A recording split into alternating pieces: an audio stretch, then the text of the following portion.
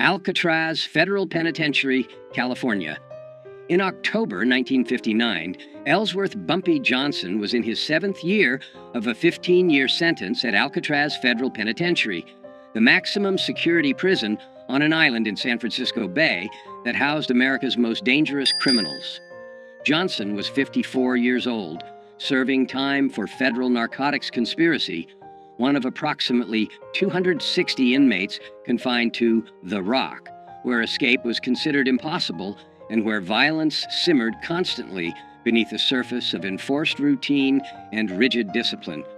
Johnson had arrived at Alcatraz in June 1953, and by October 1959, he'd established himself as someone to be respected, a former Harlem crime boss who'd controlled millions of dollars in illegal gambling operations, who'd survived decades of gang wars, who carried himself with quiet dignity that commanded respect from other inmates regardless of their race or criminal background.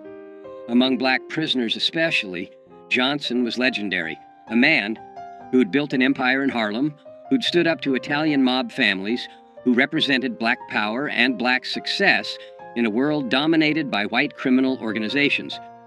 But not everyone at Alcatraz respected Bumpy Johnson, and one man in particular, a massive white prisoner named Eric Paulson, would learn in the most violent and permanent way possible that disrespecting Johnson carried consequences that no amount of size or strength or murderous reputation could protect against. According to 17 former Alcatraz inmates who were present during October 1959 and who spoke with Prison Chronicles between 1965 and 1970, what happened in the prison cafeteria on October 23, 1959, became the most legendary act of violence in Alcatraz history. Not because of its brutality — Alcatraz had seen far more brutal attacks — but because of how swiftly it happened, how strategically it was executed, and how completely it ended racist harassment that had been escalating for an entire week. Eric Paulson, 38 years old in October 1959, was exactly the kind of prisoner that Alcatraz was designed to contain: violent, sadistic, racist, and utterly unrepentant about any of it. Paulson stood 6 feet 4 inches tall, weighed approximately 275 pounds of muscle, built through years of prison weightlifting, and had been convicted of 3 separate murders, all of black men, committed during armed robberies in Texas between 1954 and 1956. According to court records and prison files, Paulson had specifically targeted black victims because, in his own words during his trial, killing, racial slur, isn't really murder, it's pest control. He'd shown no remorse during sentencing, had laughed when the judge called him a racist monster, and had promised he'd kill more black people if he ever got out of prison. Alcatraz received Paulson in 1957 after he'd assaulted multiple black prisoners at other federal facilities, making him too dangerous to house in regular prisons. At Alcatraz, Paulson continued his pattern of racist violence and intimidation, but in a more calculated way that avoided the kind of obvious attacks that would land him in solitary confinement indefinitely. Paulson was smart about how he terrorized people, says Marcus Williams, a black inmate who served at Alcatraz from 1958 to 1964 and who witnessed the incident involving Johnson. Williams spoke with Prison Chronicles in 1968. He didn't just attack people openly where guards would see. He'd do little things that humiliated and intimidated, but that weren't technically violent enough to get him thrown in the hole. He'd take food off black prisoners' trays during meals. He'd bump into black prisoners in the shower or in the yard, making it look accidental, but doing it hard enough to hurt. He'd whisper racial slurs when guards weren't close enough to hear. He'd make it clear that he considered black prisoners to be beneath him, that he thought Alcatraz was too good for racial slur, that we should all be working in fields or cleaning toilets rather than housed with white criminals who'd committed real crimes. By October 1959, Paulson had been at Alcatraz for 2 years and had established himself as someone who intimidated most prisoners, not just black inmates, but even white inmates who didn't want to risk confrontation with someone that large and that violent. Guards tolerated Paulson's behavior to a degree because he was smart enough not to cross the line into attacks that would require serious punishment, and because some guards, though this was never officially acknowledged, shared Paulson's racist views and quietly approved of how he kept racial slur in their place. Paulson thought he was untouchable, Williams recalls. He'd killed 3 black men on the outside and felt no guilt about it. He was bigger and stronger than almost anyone at Alcatraz, and he'd been getting away with his intimidation tactics for 2 years without serious consequences. So, when Bumpy Johnson arrived in 1953 and established respect among other prisoners, Paulson saw that as a challenge. He saw this older black man. Bumpy was 54 in October 1959, while Paulson was only 38, getting respect from both black and white prisoners, and Paulson couldn't stand it. He couldn't stand seeing a racial slur being treated like he mattered. So Paulson decided he was going to humiliate Bumpy, break him down, show everyone that no racial slur was above being put in his place by a superior white man. The escalating confrontation between Eric Paulson and Bumpy Johnson began on Friday, October 16, 1959, during the lunch meal period in Alcatraz's main cafeteria. According to witnesses, Johnson was sitting at a table with 3 other black inmates, eating quietly, when Paulson walked past carrying his own tray. Without breaking stride, Paulson reached down and took Johnson's dessert, a small piece of apple pie that was part of the standard meal, and continued walking to his own table, where he sat down and ate the pie while staring at Johnson with obvious contempt. According to witnesses, Johnson looked at where his dessert had been, looked at Paulson eating it, and then returned to eating his own meal without any visible reaction. Everyone at Bumpy's table was ready to fight, Williams recalls. We were ready to stand up and confront Paulson for disrespecting Bumpy like that.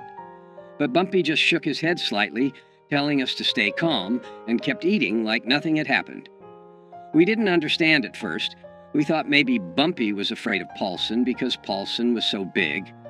But later we understood. Bumpy was giving Paulson rope to hang himself.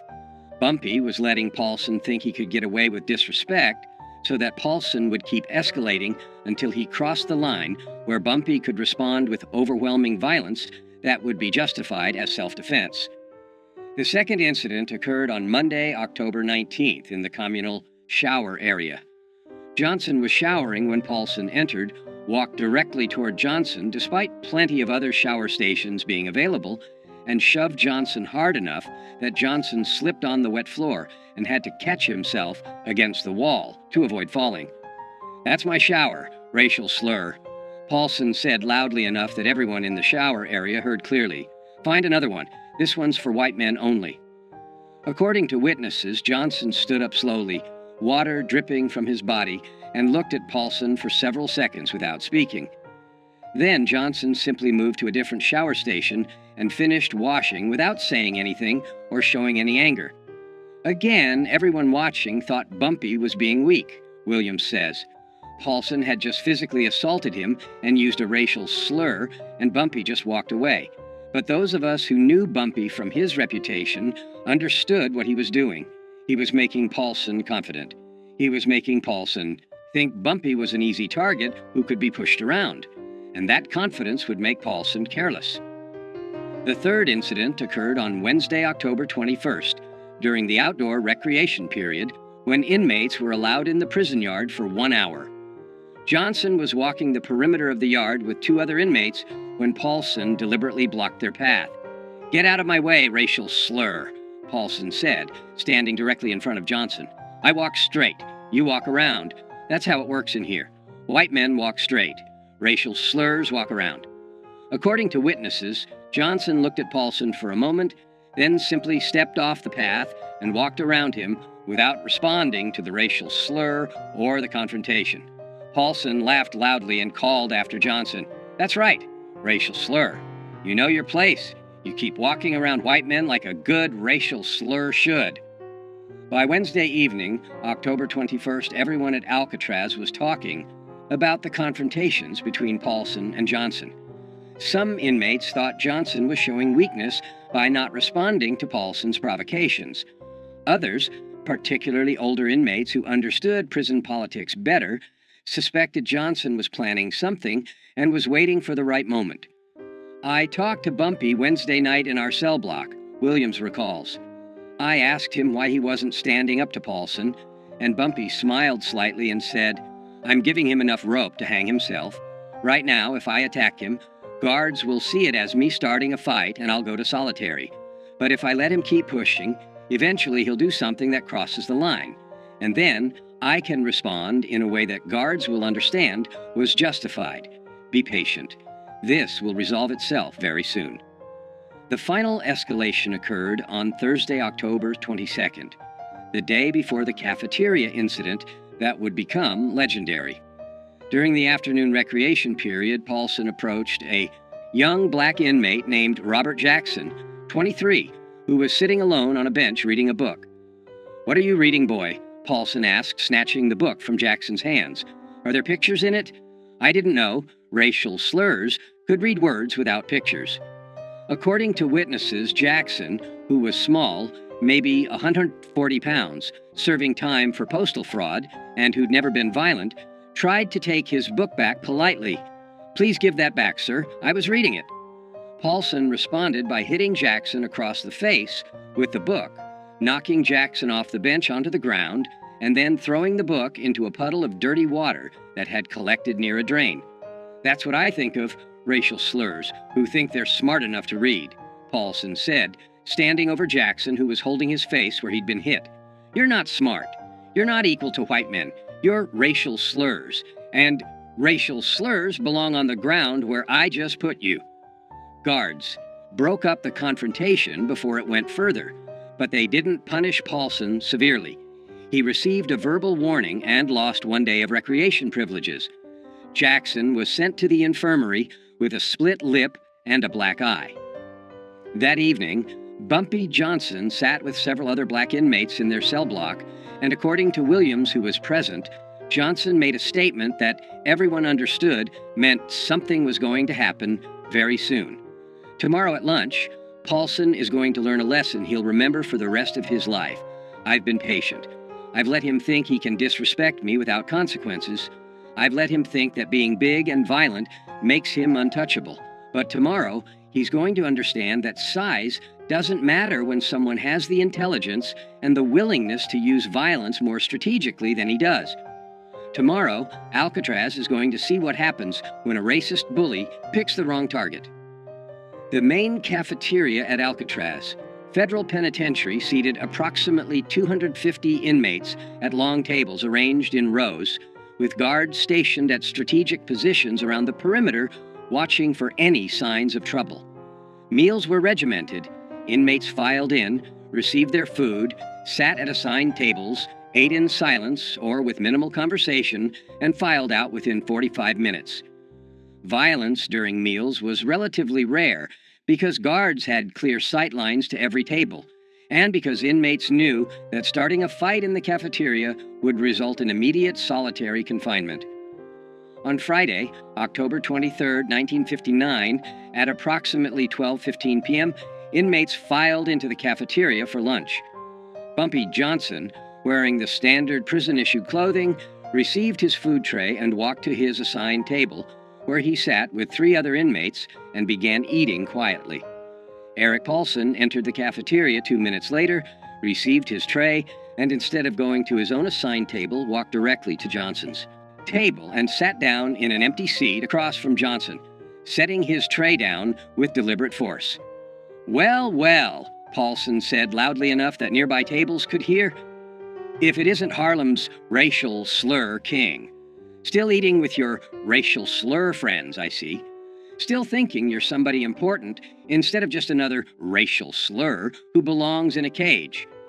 According to witnesses, Johnson continued eating without looking up, without acknowledging Paulson's presence or his racial slurs. This non-response seemed to anger Paulson, who wanted a reaction. "You ignoring me, boy?" Paulson said, leaning forward across the table toward Johnson.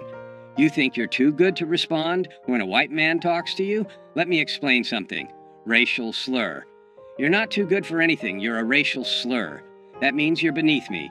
That means when I talk to you, you respond respectfully or you face consequences." Paulson then turned his attention to Robert Jackson, the young inmate Paulson had hit with a book the previous day, who was sitting 3 tables away. Jackson's face still showed bruising from where Paulson had struck him. "Hey, racial slur boy," Paulson shouted across the cafeteria at Jackson. "How's your face feeling today? You learn your lesson about reading books you're not smart enough to understand? Maybe I need to come over there and teach you another lesson." Jackson, according to witnesses, looked down at his food, trying to avoid Paulson's attention, clearly terrified. Some of the other black inmates at Jackson's table started to stand up, preparing to defend him if Paulson approached, but guards shouted for everyone to remain seated. And then Bumpy Johnson stood up. According to 17 witnesses who saw what happened next, the entire sequence of events lasted approximately 3 to 4 seconds. Johnson stood up from his seat at the table, and as he stood, his right hand moved to his waist, where his prison shirt was tucked, into his pants.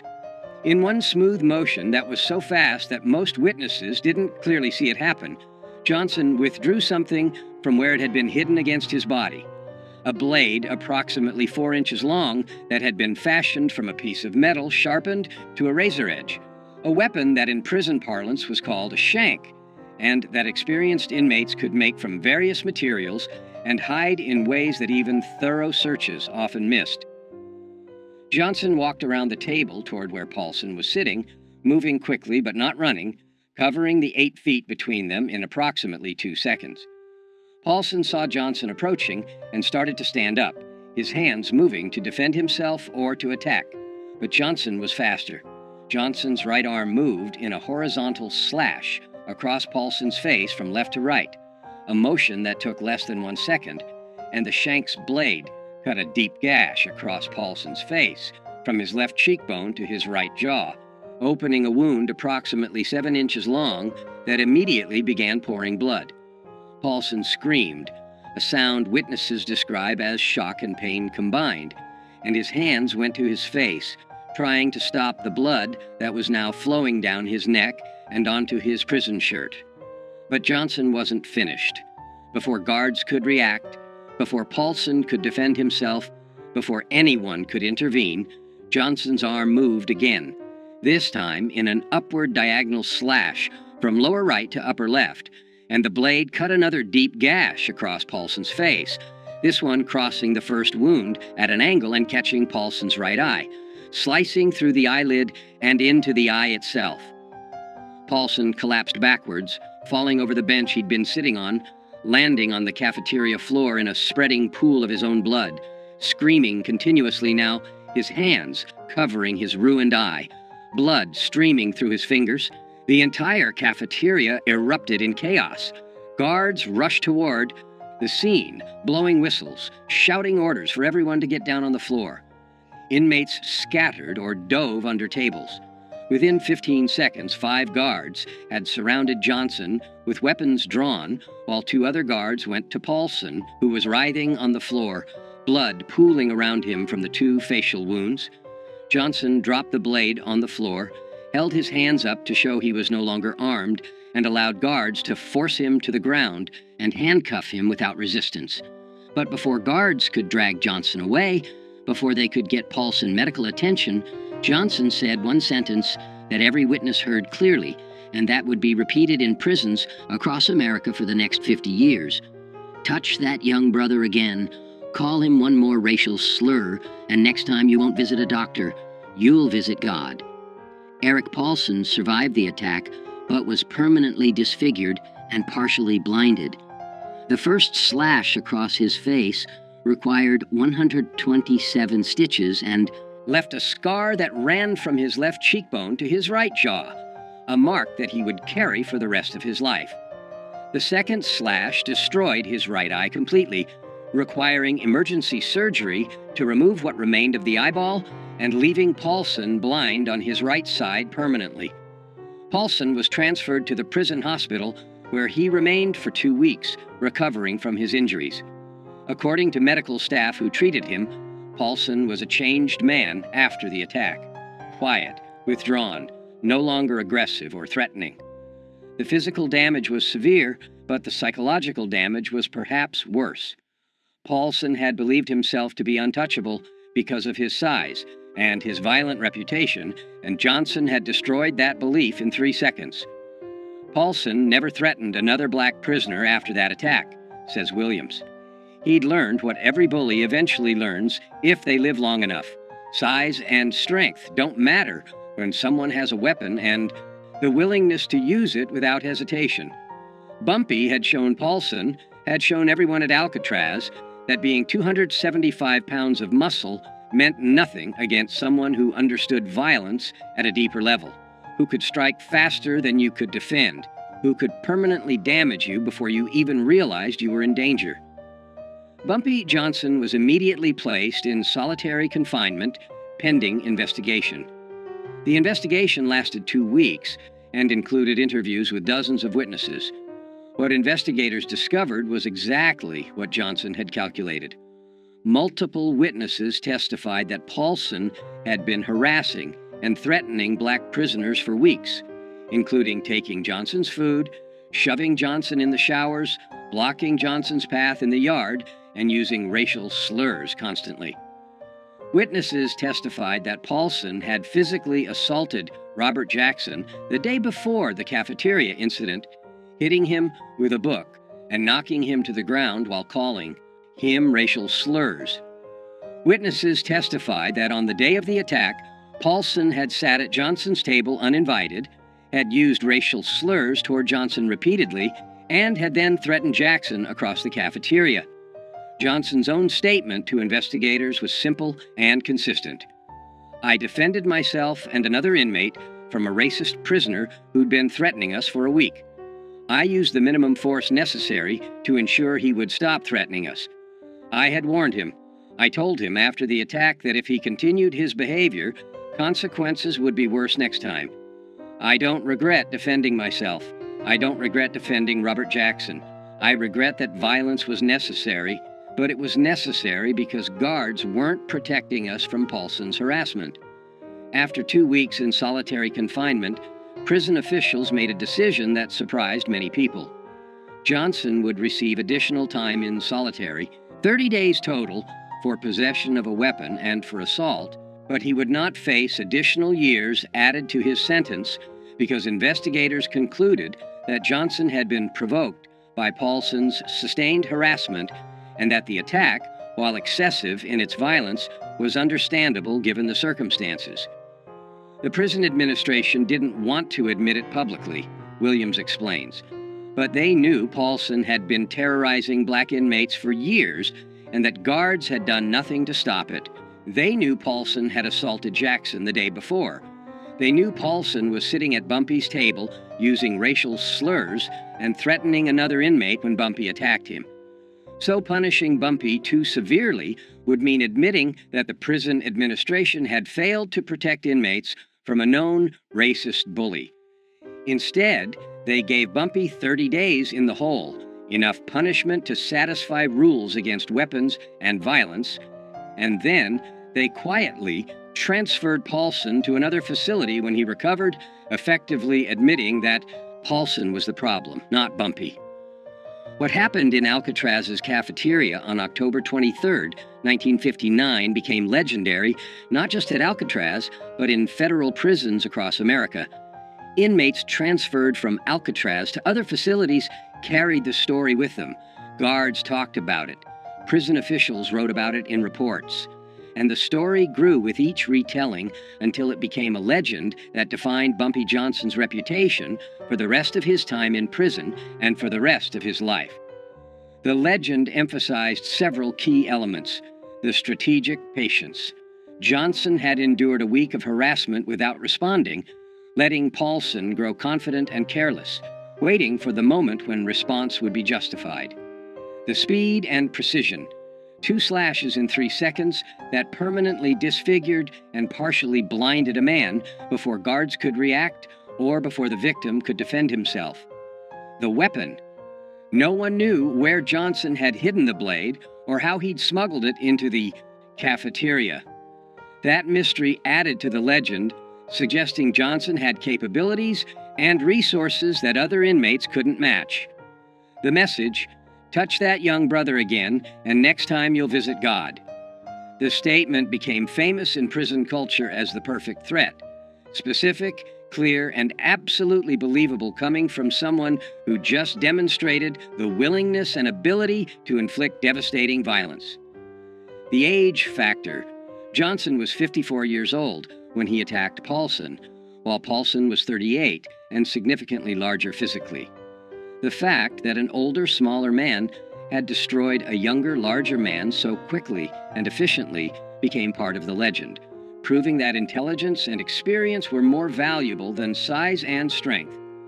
The legend of what Bumpy did to Paulson spread through every federal prison in America within a year, says Williams. Inmates in Atlanta and Leavenworth and Marion were talking about it.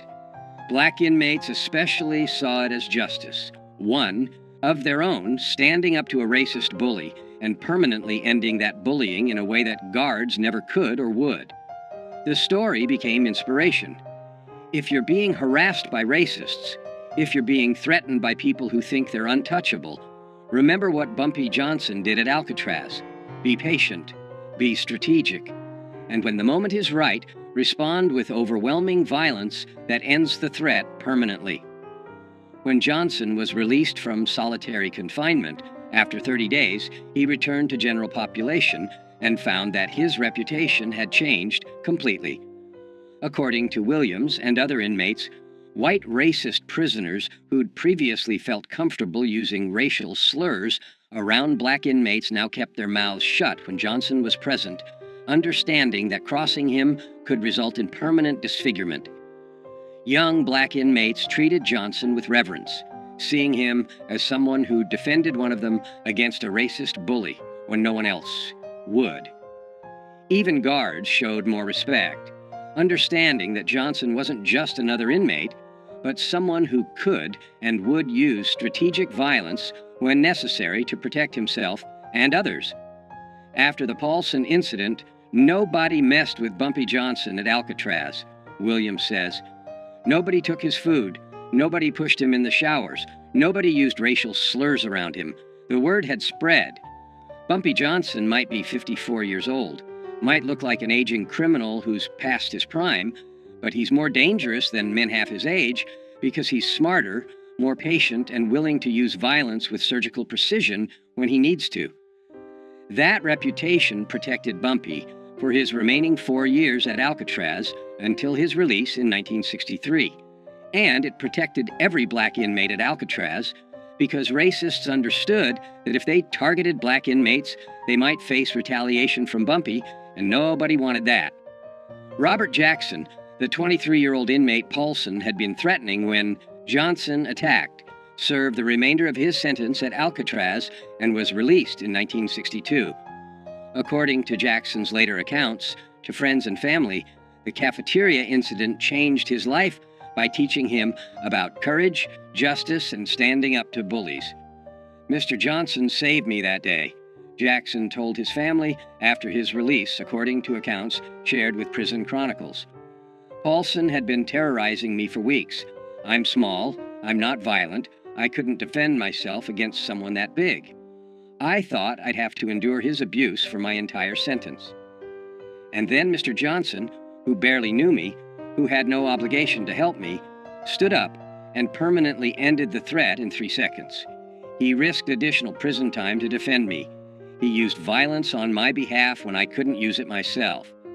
That taught me that there are people in this world who'll stand up for you when you can't stand up for yourself, and that justice sometimes requires violence when peaceful means fail." Jackson never saw Johnson again after their respective releases from Alcatraz, but Jackson kept a newspaper clipping about Johnson's 1968 death, and at Jackson's own funeral in 1997, his family found the clipping in Jackson's wallet along with a handwritten note. "He saved me when no one else would. He showed me what courage looks like." RJ, 1962. Eric Paulson was transferred from Alcatraz to USP Leavenworth in Kansas in December 1959, 2 months after the cafeteria attack.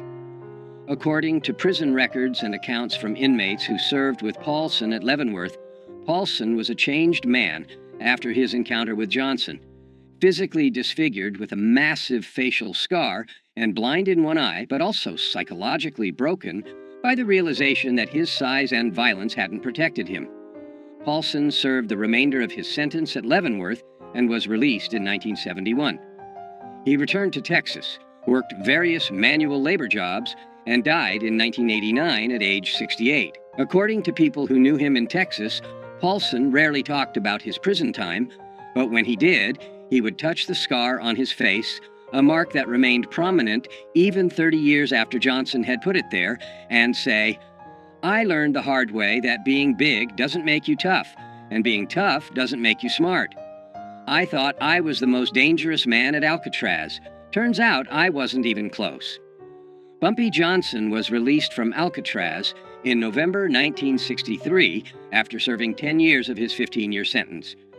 He returned to Harlem, reclaimed control of his criminal empire, and lived until July 1968 when he died of a heart attack at age 62.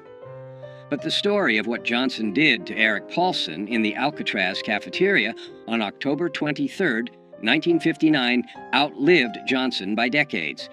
The story was told in prisons across America, was referenced in books about prison culture, was retold by former inmates who'd served at Alcatraz, and who wanted to share the legend of how one man had ended racist harassment with 2 slashes of a blade and 1 perfect threat. That cafeteria attack defined Bumpy Johnson's reputation in ways that nothing else he did could match, says Marcus Williams, who remained friends with Johnson after both men were released from Alcatraz.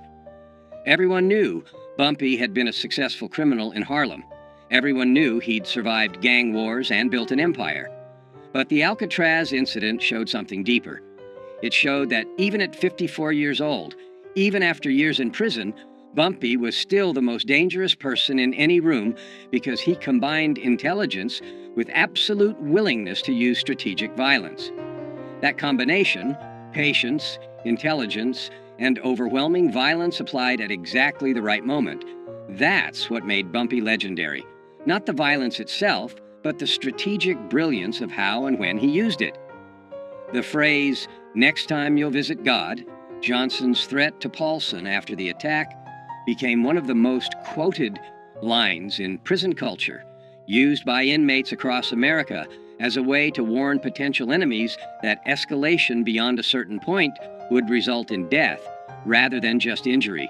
And the legend of the attack itself, 2 cuts across the face in 3 seconds, blood everywhere, a racist bully permanently disfigured and blinded, became a cautionary tale about what happens when bullies pick the wrong target, when racists assume that their size or their violence makes them untouchable, when prisoners forget that the quietest, oldest inmate might be the most dangerous person in the entire facility. That was October 23, 1959. That was the day Eric Paulson learned that Bumpy Johnson, at 54 years old, decades past his physical prime, was still capable of violence that would make a 275-pound triple murderer scream in terror. That was the slice that became legend, the attack that showed every prisoner in America that age doesn't diminish danger when intelligence and strategic thinking guide the violence. That was the 3 seconds that proved why you never, ever disrespect Bumpy Johnson. Because he'll give you enough rope to hang yourself, and then he'll cut you so fast and so precisely that you'll be bleeding before you realize you've been attacked, and you'll carry the scars of your mistake for the rest of your life.